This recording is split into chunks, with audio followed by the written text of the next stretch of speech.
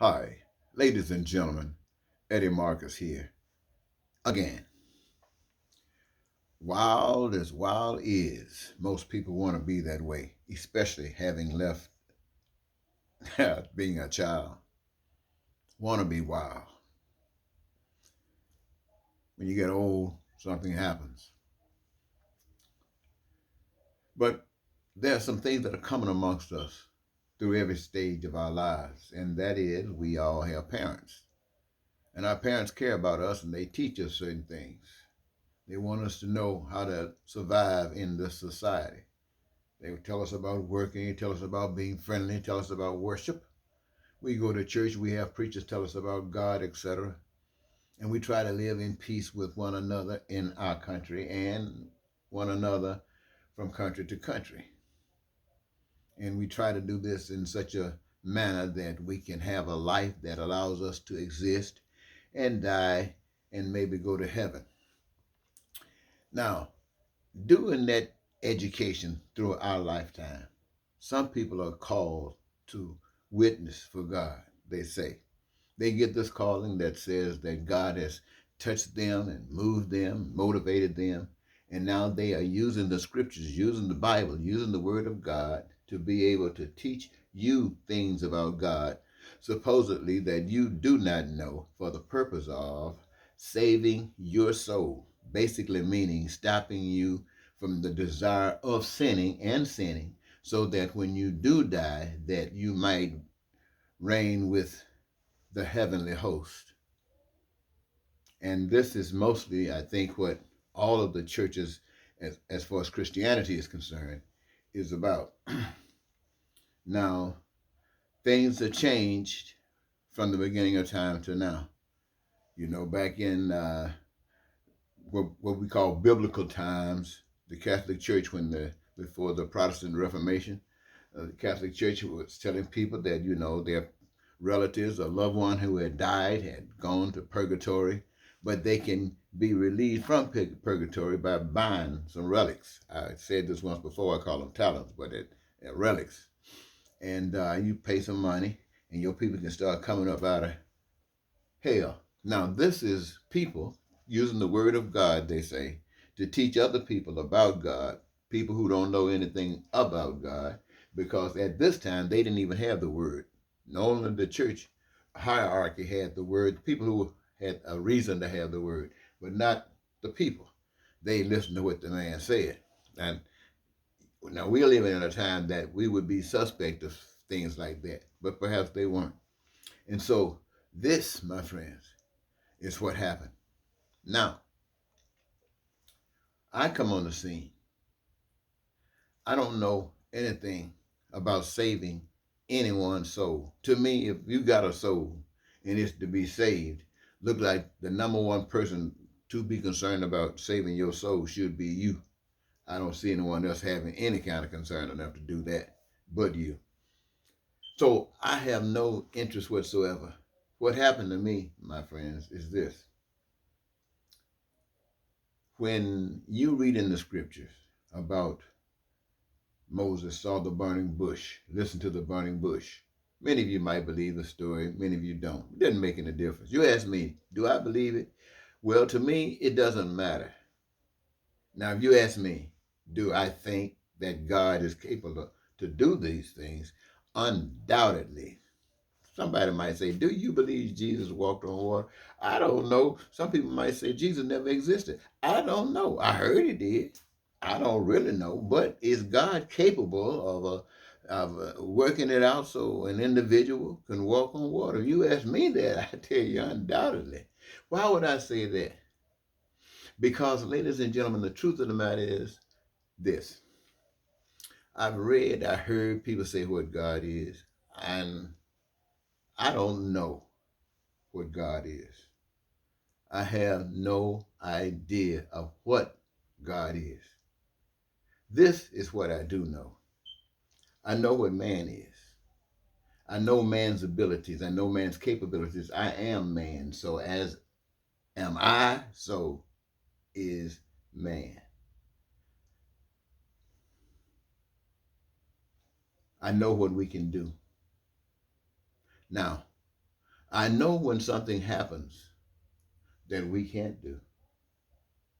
And that has happened several times in my life to let me know that there's a power outside of flesh.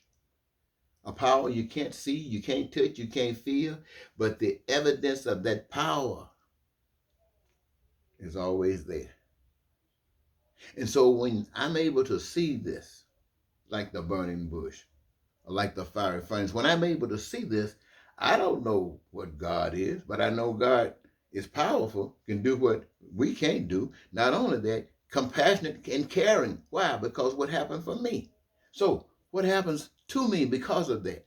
It is my duty. It is my responsibility. Now that I can see, now that I know what I didn't know, for me to turn to you and say to you, ladies and gentlemen, the world that we're living in has been corrupted probably since it first got corrupted. When was that? I don't know. But I have no doubt that ever since that time to this time, it's been corrupted. It has existed on corruption. No doubt there have been good people in the midst. And it is because of those good people, I believe, that humanity still exists. However, personally, I have no doubt for me that my relationship with the power that I can't see is my number one concern. And I would tell anybody, as far as I'm concerned, that should be your concern, but I'm not going to tell you to make it your concern. It is my number one concern. Here's what's so magnificent about it. For me to say that that power is my number one concern, the expression of the reality, the evidence of that is the concern that I have for humanity, because that is the same power they have. That compassion for me has it for you. I am now an instrument of that power for those who have never done anything but heard somebody talk about God. I am an instrument to tell you that God exists, to tell you that what is happening in Ukraine and what is happening in Russia and all across the globe, where killing it and people are trying to abuse other folks for whatever the reason might be. And there might be thousands or millions of reasons. But wherever an aggression is going on and people are being killed, it is the highest order of evil.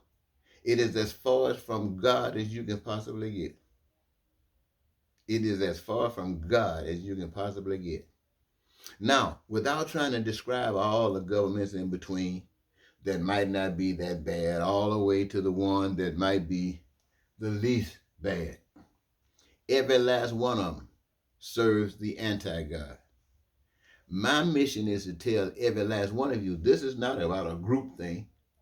This is about an individual thing.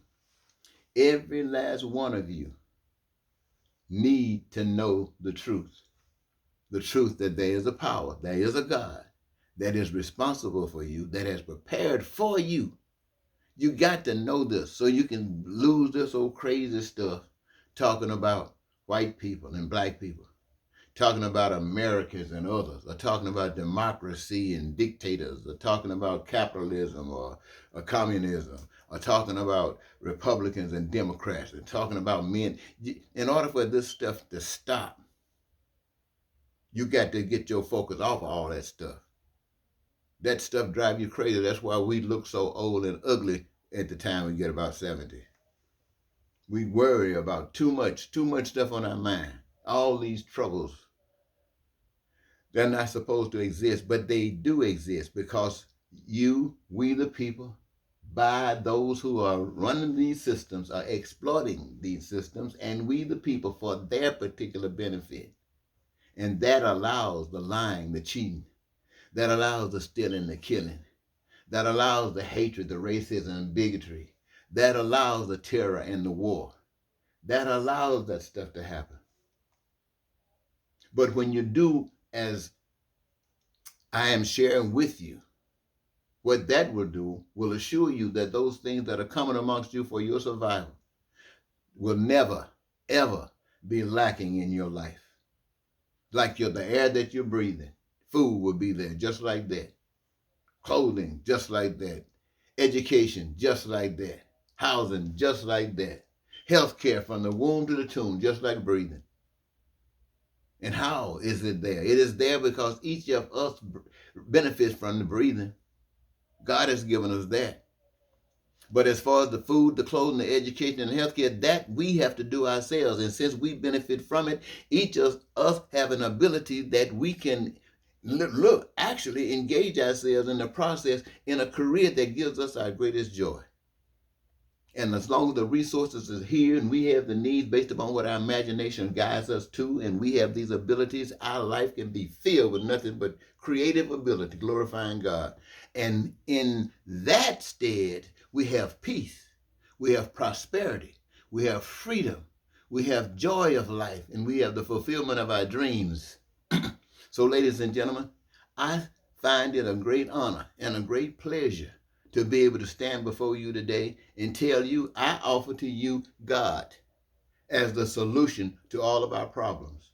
I can tell you Republicans don't have an answer. Democrats don't have an answer. Oh, they come up with something, but it's not sufficient. It doesn't please we the people. But there is a way. There's a solution. And this is what I'm coming to tell you that God is about.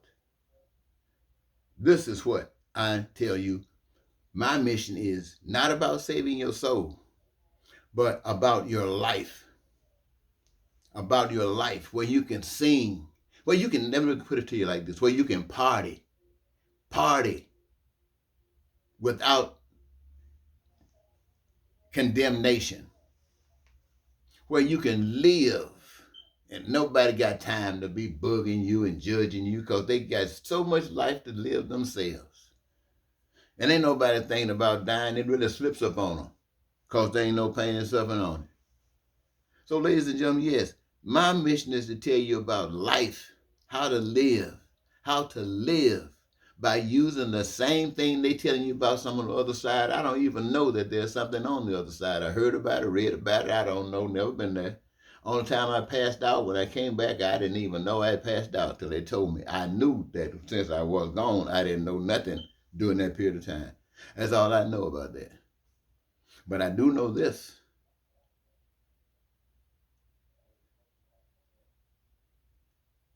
This is just my plea. To me, the greatest benefit that every human being that ever lived would be once they close their eyes, go to sleep. They never know another thing about existence, and existence never know another thing about them except whatever memories they left behind. What I'm saying to you, ladies and gentlemen, is this. A change has got to be made. And I'm not talking about a revengeful change. I'm not talking about getting even. Yes, there have been people everywhere that have done stuff that affected different people in various ways. Some of them just despicable, low down. Some of them you just can't believe that they can get away with it. But I want to tell you this. We have lived in hell all of our lives. All of us have lived in hell all of our lives. And living in hell has affected us in different ways. And in the way that hell has affected us, we have responded in the ways that we have responded. We responded this way because we have had no God. Those who have told us about God did not present God to us in a way that would eliminate what we have gone through. And so now, since we can see, we understand, we cannot hold anybody guilty for what they didn't know. We can hold them guilty, but forgive them. Just like you want to be forgiven for what you don't know. And this is what you have to do. In order to love a person beyond all of what they might have done, is that it doesn't matter. Why? Because love overcomes all of that. Yes, they kill my brothers and stuff like this. I hate it, but I forgive her. Yes, my relatives have died from a lack of adequate health care because people want to put a focus on money. I hate it, but I forgive them. All I want is change for all of us. So, like I think in a few more days, it will be the beginning of spring. We are, we are hoping that the birds will come out and the grass will probably sprout a little bit and maybe a little bloom or something here and there, maybe a bee flying here and there. And sometimes, but here in some places like in Minnesota, we still gonna get some snow and some rain, but that's all good. All we want to do is be prepared for whatever comes. And we are prepared when we make the change that says we are the future. So, ladies and gentlemen, I want to leave by saying this: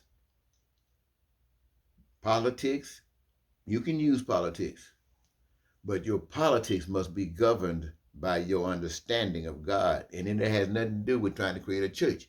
It's trying to creating an individual that's righteous, an individual that's good, kind, sympathetic, empathetic, to someone to be around.